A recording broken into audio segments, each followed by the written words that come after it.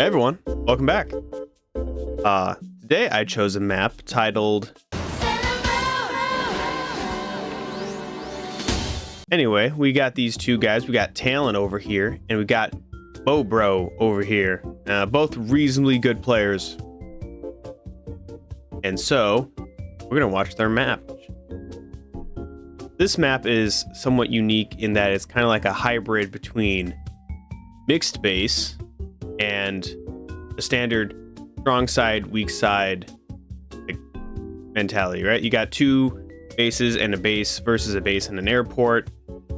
This one's kind of offline initially, and what that does in the game is that it allows this side to build up units, to get all the relevant captures, whatever they need to do to prepare for being bombarded by two bases. One thing that kind of helps is that this base is kind of hidden by this mountain, but also that kind of makes it relatively well, I don't know, that's just kind of how it goes. The other notable things on this map are that you can see a lot of water. There's a lot of constriction with the paths here, right?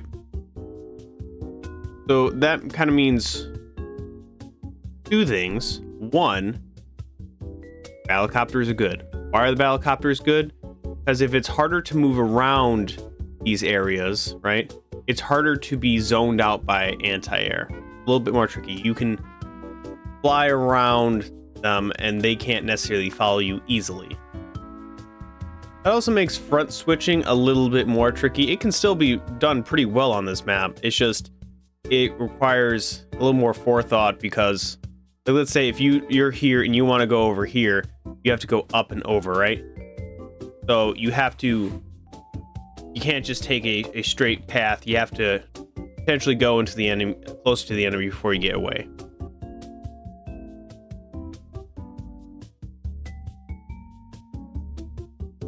So cities, whenever I watch mixed base, it's always kind of like a toss up on what cities get what, who goes where, tries to collect what. In general, let's look at player one. In general, anything in here or near these lines are probably going to fall to player one. Anything within these reinforcement lines are probably going to go to player two. There's kind of like this little mountain. There's no marks over here because of the mountain, but as you can imagine, these cities are only 2 away from this mountain. That is perfect for a mech. Just pop a mech there. If something tries to go capture the city or sit on the city, go over, pop it real quick, boom, you're good. Real quick look at part of the air support. Basically what you can see is, let's focus on player one. Player one's got this kind of handled. This side is where air support really strive in terms of being able to reinforce. The key takeaway for me though on this is that because if the the airport is kind of tucked away to one side and is really only designed to support one side, the majority, it reduces the effectiveness of using a battlecopter to counter a battlecopter. Because on this guy, it's going to be similar. His line is going to be, let's say, somewhere here. That you're going to need to take 3, maybe 4 turns getting them there before you can counter. So it just makes it so that a battlecopter is not an efficient counter. It would be a counter if the situation given is you're already out here taking hits on someone else and then you just front switch. But if you see a copter, you can't just, and it starts harassing, to make a copter over here and send it way over there is going to be too long. Just take way too long.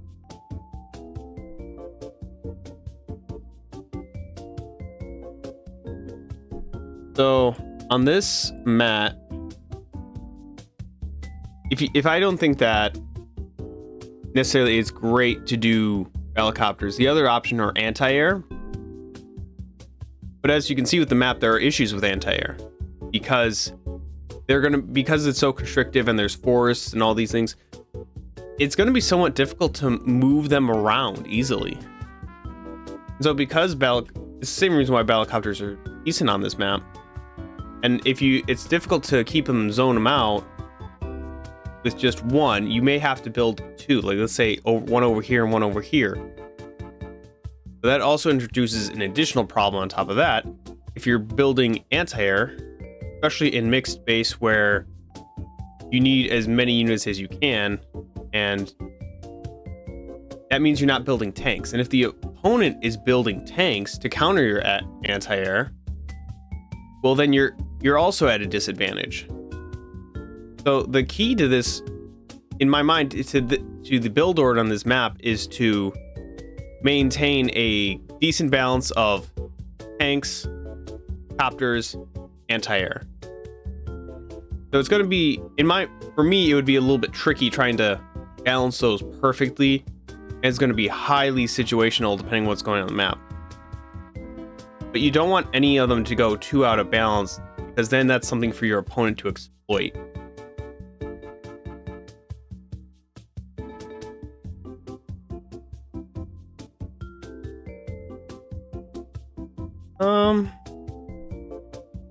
Yeah, I think that's all I'm going to go into in the overall map. The way I see this map overall ending, like in terms of like what your objectives are, I think the game winning condition is basically either completely shut this down or capture it. I think that's probably it, right? Use your strong side to go capture this. So it's kind of like other mixed bases where that's pretty much the goal. It's also restrictive, so I do think artillery might be good on this map. I'm really seeing artillery be good because you're going to want movement early on. You're going to want artillery later in the match. I guess that can go into our into the CO choice. So MoBro chose Adder, and Adder's kind of like the default pick for all of mixed base, and don't blame him. My issue with Adder is that, yeah, theoretically his copters are better, but in terms of his land units, I don't love them in choky situations. So imagine if, let's say your opponent's here and needs to get over here, and you have a wall built, right? Unless you already have copters ready to break that wall, you're gonna really struggle to break through that. So to an extent, walls don't necessarily,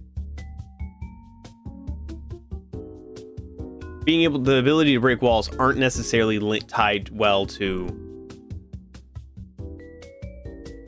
his movement bonus. I mean, once you break into them, the movement bonus could be really helpful with getting units. But being able to break initially doesn't help, especially if you have limited tiles to strike your units from. That's going to be an issue on this map in general. Unless you have air support, part of this whole game, this whole map is going to be trying to shut down air support relatively as quick as possible. So with that idea is that, in my mind, is Adder's powers may be good early on in the mid game. In the late game, where there's, let's just say, more units looking for overall brawls, fronts just coming in for overall just clashes, I don't favor him. Jake, I like in the later game. One, because his artillery would be a little bit more useful, especially if you're going to do base rushes Again, in my mind, like this is what target to go for, and artillery is not going to help that. But it can help any teched up units from there. It can also help up any choked up units and just help defend any choked up areas to stop him from wall breaking or deter his opponent from wall breaking. There are a decent amount of planes that he could get a bonus for, and he does get, although it's going to cost an extra power bar, he does get 2 movement, which is all right. It just comes down to he wants to hold on, and he needs to be able to survive at least 1 power from Adder, because as soon as Adder uses his power, he's just going to just fill up that power bar pretty much, and then he's going to be able to retaliate with the super. So. Okay, that's my rambling on. Let's continue onto the match.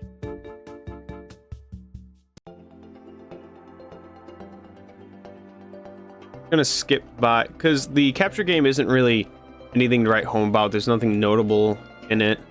I'm just gonna keep moving until both sides build their first unit. Okay, so MoBro decided to buy a recon, and if you want to buy the first unit the earliest you can, that's the unit. Part of that, I don't think I love it on this map, and you'll see why.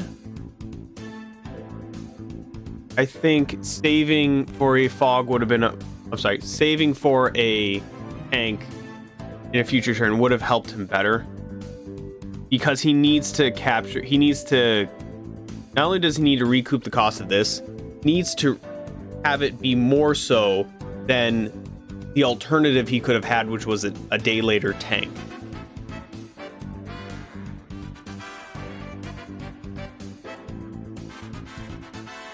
But Talon goes with the tank, and I think just the tank's a little bit more versatile and with what it can do.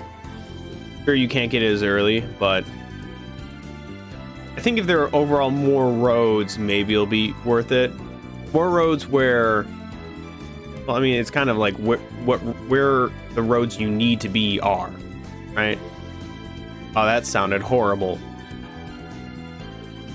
But essentially, the critical spots that can be tormented need to have roads on it to be best efficient. I mean, he can take advantage of these shoals. We'll see throughout the match. We'll see throughout the match. So, first up, MoBro sees the tank, needs a counter. However, he can't afford a tank right now. So, the better option here is, because the first thing this tank is going to be able to interrupt or anything, to just annoy, is going to be these property caps right here. So, knowing that, and knowing that this is defensible by a mech, he puts a mech here. He's probably going to move it on the mountain. And Talon does the exact same. He makes a mech prepared for any interruption this guy's going to cause.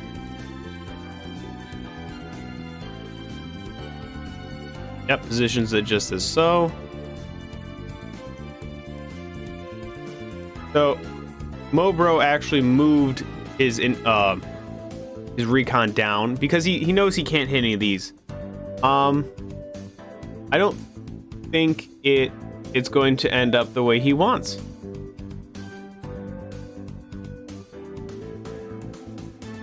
And so, knowing he can't push in this, what does Talon do? Actually, let's go look over here real quick. So he moves the mech down. He's now chasing it with the mech. And because he's using this infantry as a wall, I mean, there's no way, even if he didn't have the infantry, well, yeah. I guess he could have put the infantry here, but he wants to make sure it doesn't take damage. But he's basically going to chase it with these two. Either chase it away or try to hit it. Not going to be great because the movement here, he really needs a tank to really chase this thing away. He needs something with movement that can chase that thing away.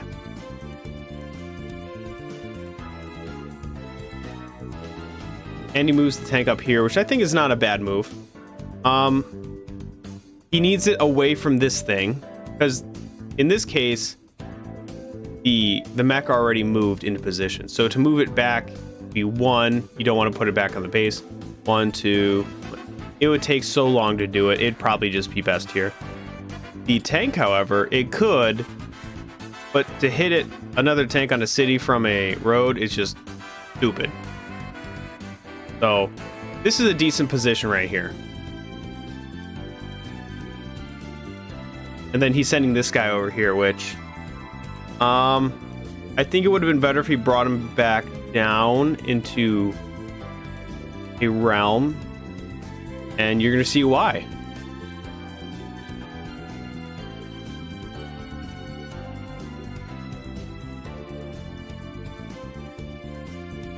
And he does nothing with this.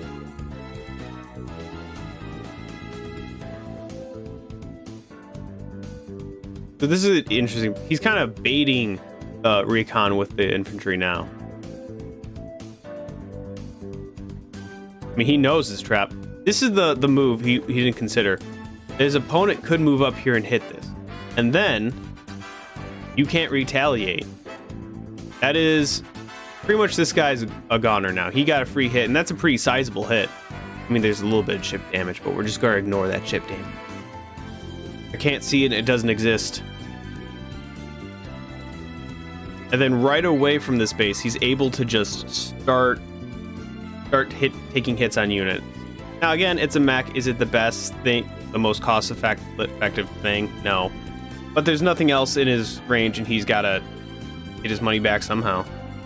So yeah, hit the only thing that's actually a threat to your vehicles.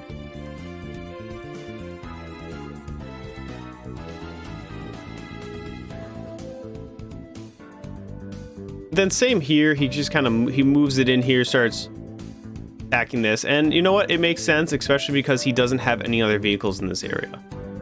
The only vehicle he really has in this area is this recon, and it's not going anywhere anytime soon.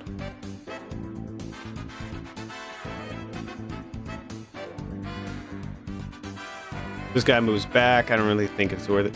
So my thought is that the best thing in this situation is to take this guy and move him here. So again, you're in the position to threaten him,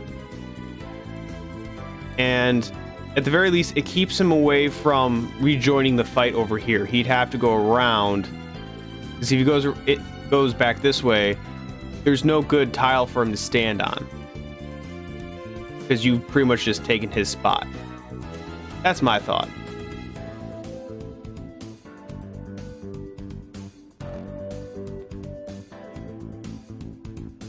But he just leaves that tank there. All right, Talon, show us what you got. Now he positions the tank down. That's really to keep... The reason I think he built this was to chase off that recon, because it was the only threat he had. Now there's no threat in the area. And I think control of this peninsula is not too bad, especially it's good at defending down here, because then the opponent has to shift gears. Because again, let's say there's a fight going on here. The opponent, if you send down your tank, this guy has to shift gears over here and take some of that pressure off. And then, like, let's say you have to use this space to make vehicles this way. This space, if it makes vehicles, it takes forever for it to get around. It's really good for infantry. That's about it. You just don't have the desired movement out of the space that you want. And he's going for the capture.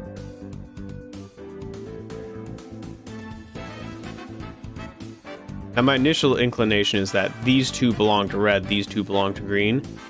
We'll see if that holds true, or if it does that normal mixed space thing, and who knows, just happens, because that happens a lot. At least in my matches I review. Again, this was over here was the thing I was kind of worried about. He just goes right back to that base.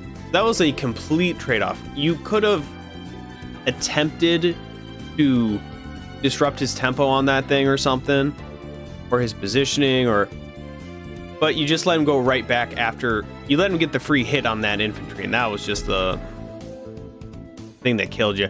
I think he was hoping that he would finish him off, but why would he? If he did this, he would have less things to less options. You might actually have gotten hit off. It almost looks like he just kind of abandoned this whole little wing. And this guy's going down. It looks like, yeah, he's trying to shut down the airport right away. And I don't blame him, because in terms of vehicles, he has an artillery and some infantry. But let's see how his opponent responds ultimately. So this move, I just don't understand. Is he just trying to build charge? Because basically, that's a 4,000 unit that he did 500 of damage. This recon's just going to have its way with it. I don't understand what was. I guess he didn't want him to get the capture this turn. Next turn, I think it's just a waste of a unit, to be honest. But that's my opinion.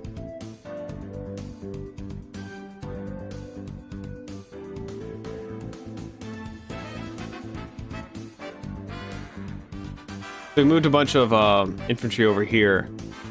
It is walling up here. Here's the thing. Once you protect this anti-air, what's the point? Because if he tries to double team on this tank, well, maybe you could put this thing here so you can only get a one shot on the tank. 1, 2. I guess sure. I mean, you could just get away with these two guys and then send this guy somewhere else. And my reasoning for that is, if he tries to double team on here and here, he's going to give up the copter. Especially if you make it so he can't double team that, then you have at least one guy to just set free to go to a different front. You kind of need it, in my opinion.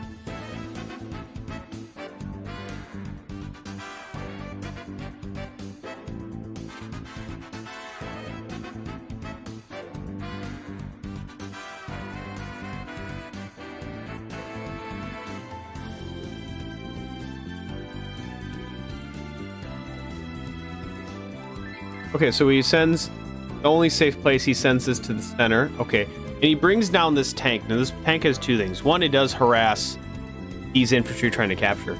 But now, he built this tank to kind of help reinforce the shutdown of the airport. But now there's a tank here, a tank here.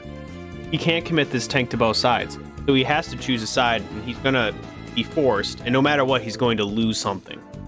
Which sucks to be him.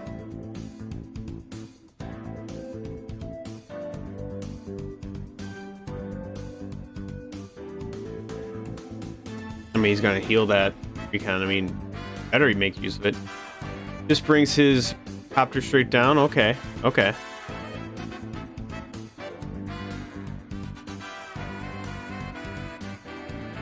Tank. I mean, you have to have a tank. You have to deal with this somehow. You have to have some response to this. And so far, MoBro has been kind of, I don't know, he's been more reactionary. Like, there's a threat, he has to build a unit to respond to that, right? The copter here is kind of wreaking havoc. He has to build an anti-air to respond to it. He's kind of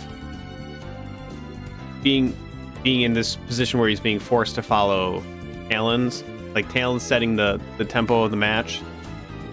And if you keep having to build counters, it makes it difficult for you to pose your own threats that he has to respond to. So it's a slight advantage for him or Talon.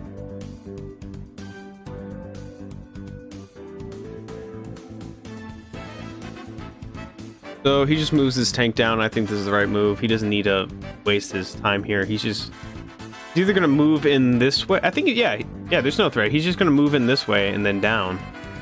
Makes sense. Sure. Harass is infantry, I guess. And I guess the thought process is he's going to try the same thing and harass some of these infantry. Try to get some of these resources over here. Oh, even throws anti-air over there. That's decent, but with his anti-air up here and over here, there's only really one thing for this guy to do. And I think I actually like it in this situation.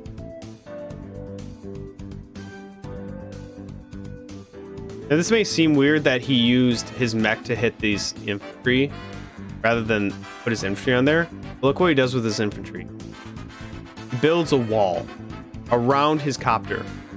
So his copter is now front shifted, and it's now being the counter for this battle copter, which awesome. I think this is kind of more advantageous than just building anti-air, because then you don't build an overabundance of anti-air and leave yourself vulnerable to just tank spams.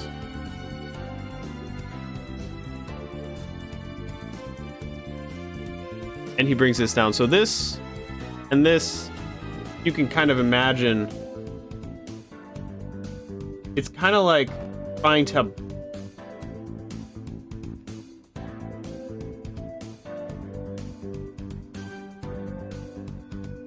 oh no, I do not like purple. Let's not do purple. Not green. Yeah, white sort of shows up. We'll do white. But basically he's trying to like box him in, right? This guy, he doesn't want to lose move. Here's the thing, if this guy moves to the right, he moves closer to this guy, and this guy is easier to gain up on him. If he moves up, it's going to be easier for this guy to gain on him. Well, he could move back here, but that just help him. But he's kind of surrounded. It's like they're trying to box him in. I don't know how else to describe it. Okay. Oh, I didn't notice, but yeah, once Talon got these, he got put into the financial lead. And 4,000 is nothing to scoff at in mixed space. That is a tank every other turn. That is pretty damn good. Especially when you need tanks everywhere all the time. Extra money is really helpful. So he's moving this guy. This guy's... Oh, I see. So if if you take a shot at this tile, he's gonna get it. Although that leaves up this tile. I'm not sure if you want to do that or this tank that's sitting here. You might want to think about that. Because if you leave with that, he's probably going to take a... If you leave the anti-air unprotected, he's going to take a shot at it.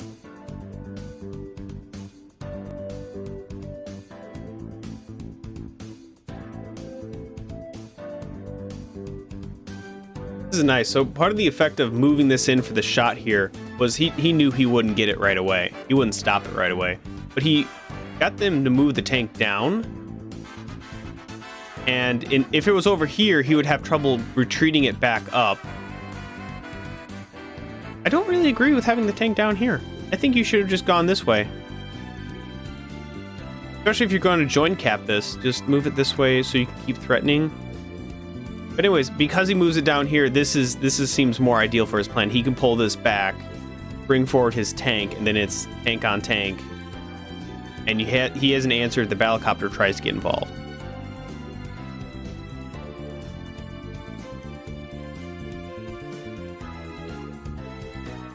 Runs away. Probably going to close up this the box even a little bit further on that battlecopter. Is this still able to? Yeah, it's still able to cover. So he does go for this hit, and he sends an infantry. I mean, a mech as an answer to... The only thing I can see is that maybe it's the answer to this. Maybe a tank, yes, but like this, I don't see how you're going to get to that and survive. As well as I don't see how a mech is going to be a good counter for infantries on cities. I don't think those bad boys are going to move anywhere.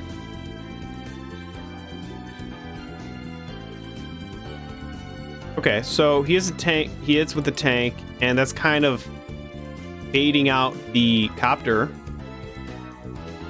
Is he going to put the copter over here and build a wall around it?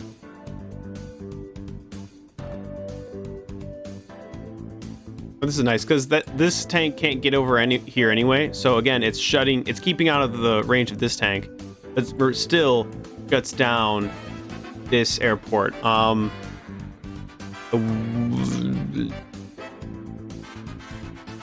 think he should have moved. So I think he should either have just moved here or moved here. I think these are the two options that you should have chosen. And we'll see if MoBro is smart enough to figure out why. All right, harasses as well as keeps this avenue shut down. He'd have to abandon the cap if he wants to clear this. And another mech.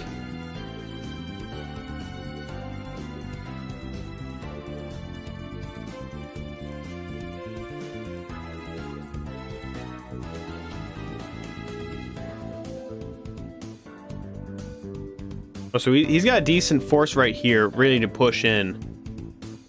And if he diverts his tanks, he'll have more tanks in this area than MoBro. As well as MoBro has no air support. I mean, he has anti-air, but that's not going to be good against tanks.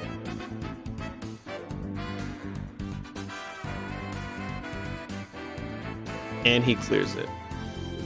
Here's the issue that I have with Talon's positioning here, is that if he positioned here, he wouldn't be in this issue. In order to clear any of these infantry, he needs 2 hits. He needs this tank, and he needs this infantry. But because he positioned here, he's hugged out of the equation. And see, like, he would love to get a shot at this, and it's almost I think in the current situation, it's impossible to break this open. But if he just positioned a little bit off, this wouldn't have happened. And he pulls up the tank to threaten that anti-air.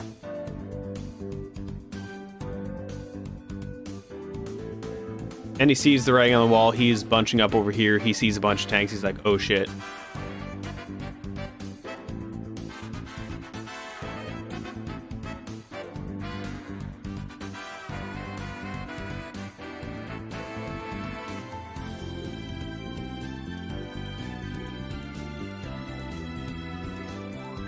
Okay. So he goes up to he ignores the copter down here because it's out of the way. Just goes straight up to attack this tank. Okay. And he's going to finish it off with another tank. But he doesn't have anything to throw on that, did he? So. Oh, you could send your infantry. I vote you send that infantry over here. That's my vote. It looks like he's starting to position his tanks. Ooh, and he has a battlecopter that he can't just break through right away.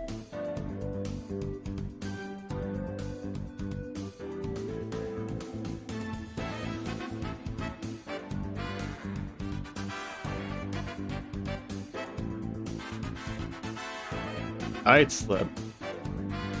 Here's just the thought process on CO powers. So you have to understand that any damage that Adder does, and once he pops his power, is going to get transferred to power charge for Talon, right? So one, it's not just that he got the power first and he's going to. One, his opponent is going to get the power. The question is, how close is it going to bring him to? Now, one thing you can do, providing the stars align, is that this idea that, let's say this guy has 1 bar left to go, right? Your opponent, because Jake is one who prefers his super and Adder prefers his power, let's say Adder stores up a little bit extra charge, right? Waits until Jake is, let's say, 1 bar away from his superpower. Then he pops his normal power. Or let's just say he just fills up. So then he can do 2 bar. Let's say he does 2 bars damage to Jake. Well, then that extra bar of damage that went over the scale doesn't get counted towards anything. So in this case, Adder's almost always going to get the power first. Sometimes the power can be detrimental.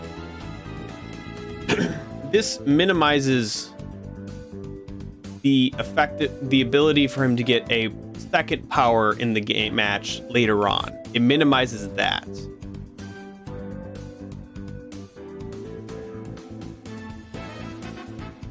If that sounded stupid, let me know.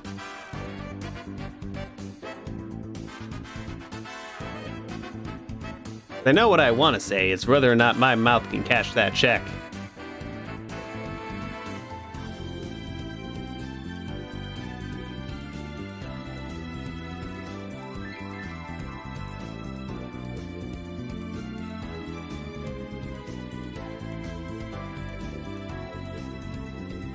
It's not bad. The issue I have with it is okay. The issue I have with this position is, one, he kind of left this on a shoal. He has plenty of tanks, and his opponent is near his super, right? He needs not too much, honestly. I mean, look at how you positioned it. So let's say he uses his normal power, right? Just the normal power. That would be able to hit. That would be able to hit. He can pop his normal and take a decent chunk out of it. But let's just see how it goes, because I think he's gonna regret that. Okay. Full hit tank, or okay, good. Oh, he can get this now. He can get this with the anti-air. Finishing off that infantry, positioning his infantry close to this so he can threaten the airport. He just he's sacking units at this point. Look at that. He's gonna sack this somewhere, isn't he? Oh, he's gonna sack it in the tank. Boom. Oh, it also does chip damage, so that's actually good for his other. Boom.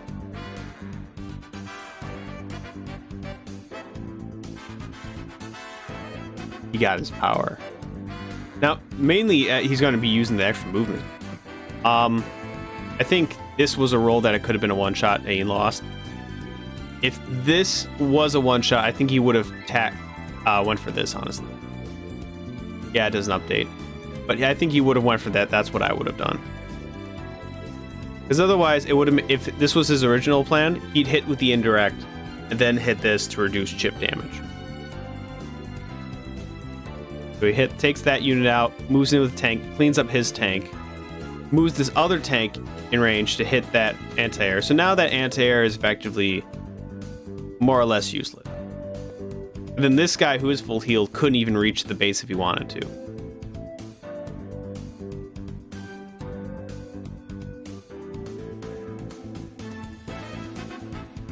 And more artillery. Ooh. He's gonna base rush this, isn't he? Ooh, that's gonna be fun.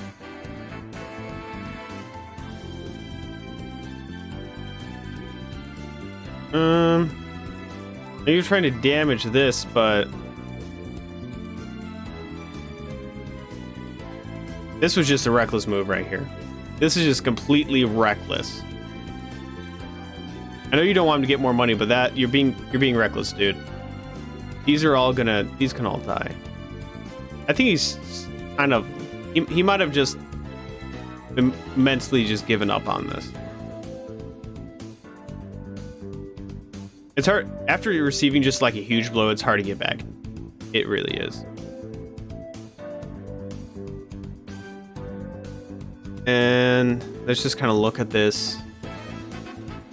Yeah, that can one shot. This can go. He can put a unit on here.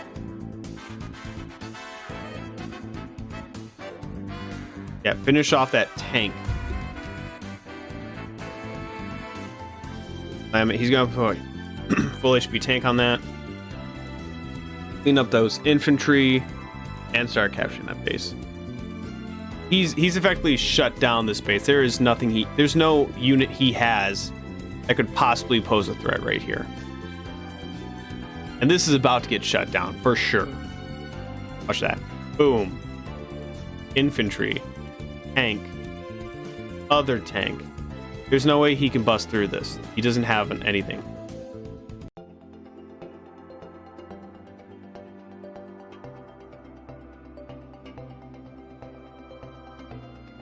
And a medium tank. He's really screwed now, because his opponent can't really afford a medium tank. I mean, now that you have a base down, you might be able to afford it. And with an artillery. It looks hopeless. What are you still going? Okay.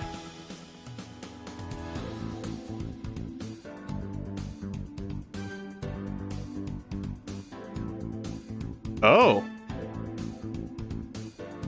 Okay. I think I see where this is going, but I'm not confident. Sidewinder. He's going for his super. All right, so let's see what he can do. He uses the mech to go over there. Okay, he can one-shot. Can he one-shot that? Oh, he's screwed. The only chance he had...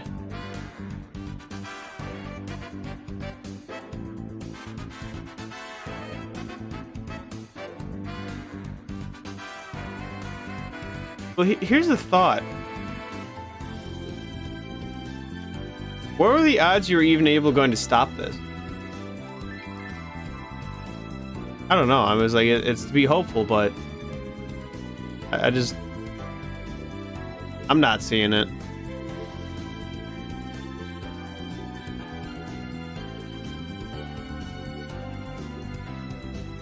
And he resigns. Yeah, that was a... Ooh, that was tough near the end. So, my thoughts on the match are as follows. I think it starts with this recon. Right? So, he didn't have the funding for a tank, but he went recon to harass, right? So, his opponent starts with a tank, and what ends up happening is that if you're not able to make effective use of a recon, really, for you to go use a recon, you have to do more,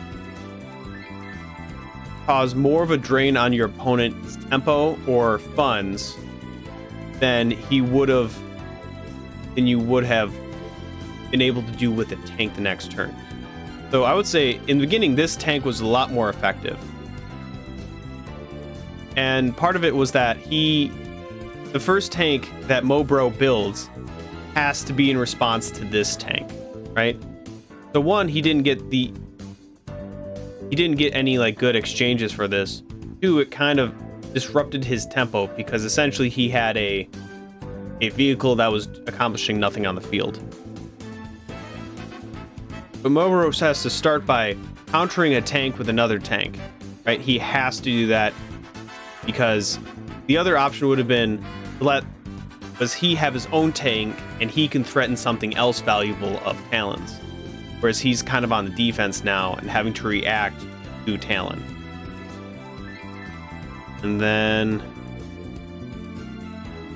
the copter's not a horrible idea. I don't love this later on because again, how is this going to get to there? That's the issue. But it's in response to that. And he builds a second one. Talon uses the same anti-air this entire time, and he doesn't move it at all. He just kind of keeps it just for this zoning out area. Because of that, he's able to put those funds into tanks, which actually really seem to have done him really well down here. In fact, I think he only put one battlecopter, honestly. Oh, he made 2. But this is... Yeah. But his battlecopters also played a much more significant role. They weren't just picking off infantry and such. He actually used his he used it to zone out the other air support. I think it was kind of like a lightly... I think the biggest issue was that opening, which led him to be on his back foot the entire game. So it's one of those reasons I've lately have been kind of frowning on recons in standard, because they're really difficult to get your money, to get a good position, because you basically have to gain more resources with the recon than you could have by holding out and buying a tank. So that little bit of extra oomph has to make a difference. And because it's kind of narrow and kind of like squiggly, like if it was like an open map and you could easily get there on a road really quickly, hit an infantry or something and run away, sure. But also keep in mind you have to not deny a capture or delay, let's say, 2 caps, right? And deal damage to infantry. This has to do a couple tasks to get its money back, and it's a really, you really have to plan tightly for that. I've never had good luck with that, to be honest. That's probably why I'm not a champ. All right, well, I hope you learned something. I hope I learned something. Thanks for watching.